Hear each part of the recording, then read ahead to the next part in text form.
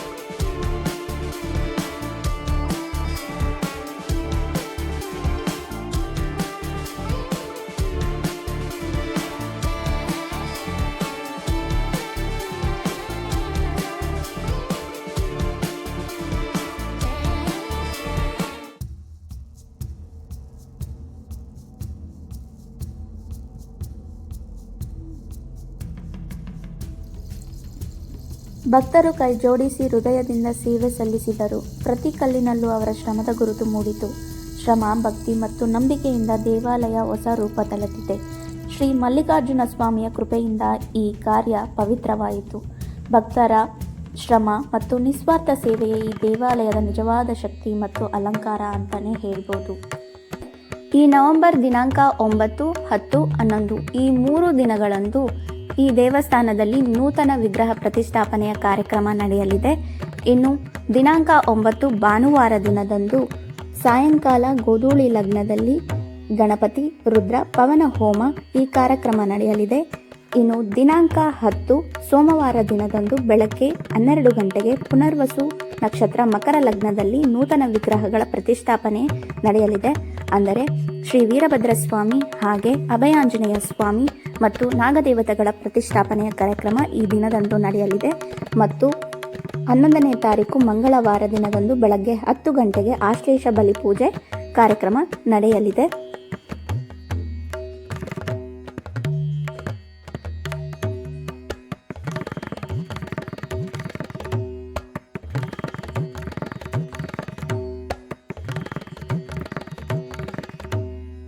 ಈ 3 ದಿನದ ಕಾರ್ಯಕ್ರಮದಲ್ಲಿ ಭಾಗಿಯಾಗಲು ಎಲ್ಲ ಭಕ್ತಾದಿಗಳಲ್ಲಿ ವಿನಂತಿ.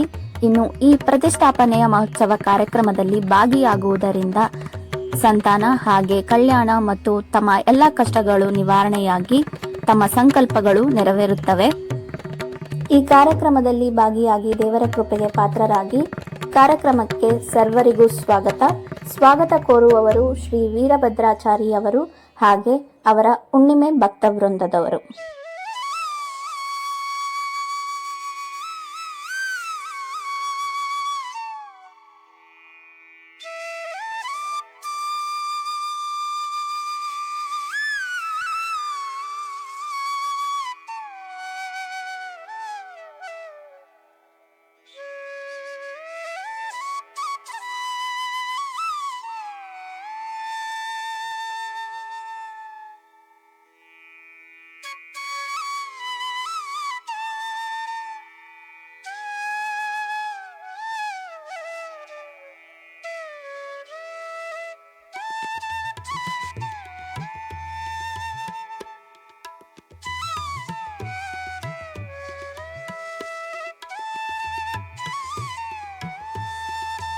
ಈ ನಿರ್ಮಾಣ ಕಾರ್ಯಕ್ರಮದಲ್ಲಿ ಭಾಗಿಯಾದಂತಹ ಎಲ್ಲ ಭಕ್ತರಿಗೂ ನನ್ನ ಧನ್ಯವಾದಗಳು. ಇನ್ನು ಈ ನಿಮ್ಮ ನಿಸ್ವಾರ್ಥ ಈ ಪ್ರೀತಿಯ ಸೇವೆಗೆ ಸದಾ ಶ್ರೀ ಮಲ್ಲಿಕಾರ್ಜುನ ಸ್ವಾಮಿಯ ಕೃಪೆ ನಿಮಗೂ ನಿಮ್ಮ ಕುಟುಂಬದವರಿಗೂ ಇರುತ್ತದೆ.